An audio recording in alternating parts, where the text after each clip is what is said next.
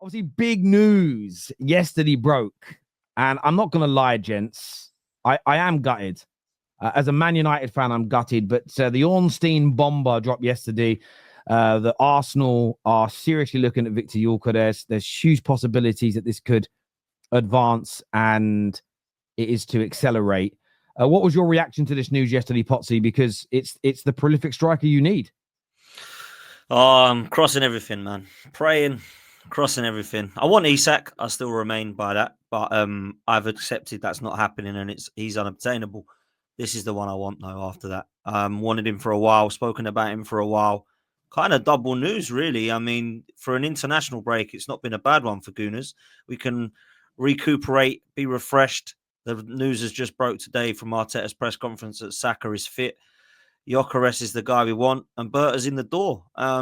Yeah, can't really say it's been a bad few days as far as Arsenal concerned. That's how bad it's got. We're now having good days for stuff like that as opposed to winning trophies now, which is very frustrating. But look, Ornstein, I don't know how reliable people think he is. A lot of people tell me he's the oracle and all this stuff. I don't really go down that road personally. I've seen him get a lot wrong. But I don't think he reports on stuff unless it is actually serious interest. The problem I've got with it is the wording of these. We have been in advanced talks and seriously interested in and developing interest in for quite some time. A lot of these players, according to these people, we've already made 12 signings. Osimhen, Isak, Gyökeres, and Sesko are all going to be Arsenal players. I mean, how'd you buy 4 strikers? That'd be lovely. I'd take that. So we've got to be careful how we do get excited by this, but certainly the player that we need. I think these two bits of news are the sort of news that Arsenal needs, if I'm honest with you. And I don't know if you want to talk on Berta alongside this, Tel, but Yeah, I go for it. think for me, it's probably one of the best, or it is the best appointment in the Kroenke's reign. Arsenal have lacked experience at quite a lot of levels. Ownership have never really had the kind of elite experience in football. They've got American sports that they've done well with. Board level has always been full of inexperience. We've seen that with Edu. We've seen that with Jason Ato of the last window. We saw that with Vinay Venkatesham.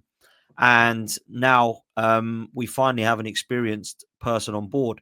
Now, alongside that inexperience, we've had an experienced manager and quite a young squad. So we've been trying to do what we've done with quite a lot of inexperience. And to be fair, I've always given praise off the pitch of what they've done and how they've removed some of the culture and got us back challenging. I think Arsenal deserve credit for that, particularly Mikel Arteta and the team. But what we need now is to get across the line. And this is the sort of appointment that I've been crying out for God knows how long.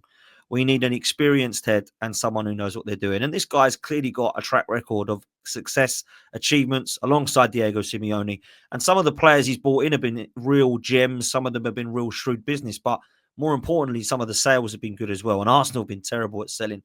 Absolutely awful. You know, if I was to tell you that Nicolas Anelka is the second highest transfer sale, he left in 1999. That's how bad we've been at selling players. Alex Oxlade-Chamberlain is still the best, going to Liverpool, 38 million euros, I think it was. Crazy. So I look at what Berta has done. I look at the track record, picking up players like Rodri, looking at getting players like Julian Alvarez of late, David Villa and Luis Suarez having second stints for Griezmann and Morata and Torres.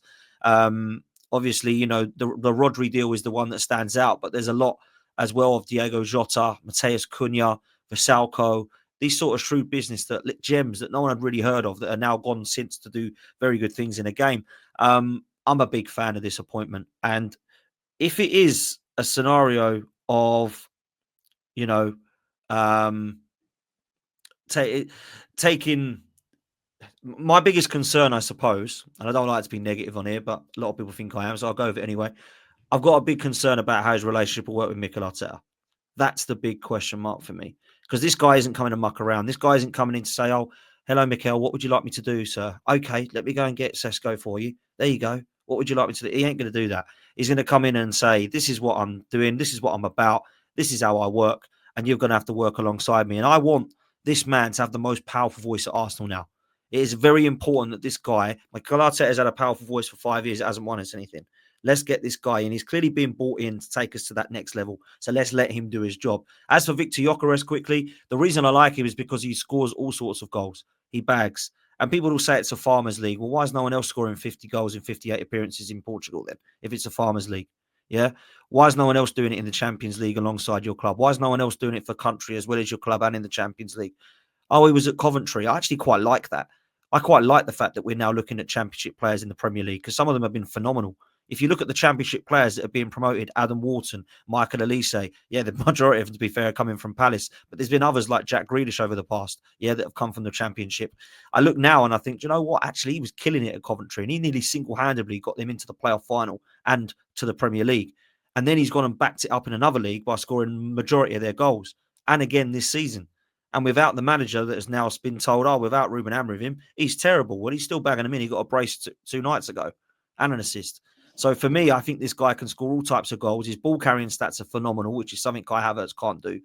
He's brilliant in the box. He's brilliant aerially. He's got both feet that he looks quite good with, scores all types of goals, good with his back to goal, good link-up play. And if I'm honest with you, the goals I'm seeing, I'm liking. So I don't look at him and think, oh, he'll flop over here like Darwin Nunez did. But there is always that risk. But right now, the reason I see it as an ambitious signing is because Arsenal need a killer in the box. And in European football, there's only him, Kane, Osimhen and Isak that are currently doing it other than Haaland, who is unattainable. So we've got to look at those names. And if we can't get Isak, it has to be Viktor Gyokeres. And then you go down the list and you go to the Harry Kanes, the Victor Osimhens, if they're obtainable as well. For me, Viktor Gyokeres would be superb. 84 million euros, they're saying, is going down again towards 65 million or something, is what I'm hearing.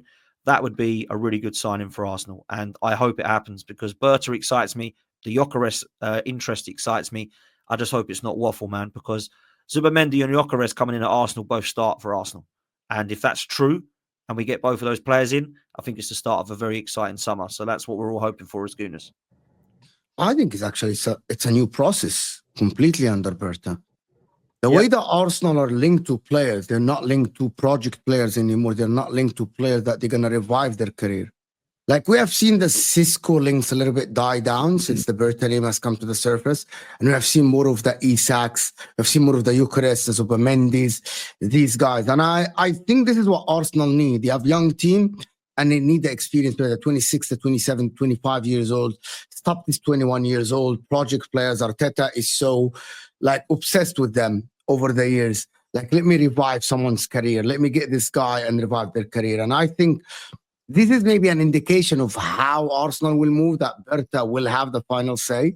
I hope that that is the case for Arsenal because, yeah, Arteta has been here for 5.5 years. He has revived a lot of players, but not to the level that Arsenal want to win trophies. At the current moment, Arsenal are sitting 5.5 years without actually a major trophy, not even a Carabao Cup.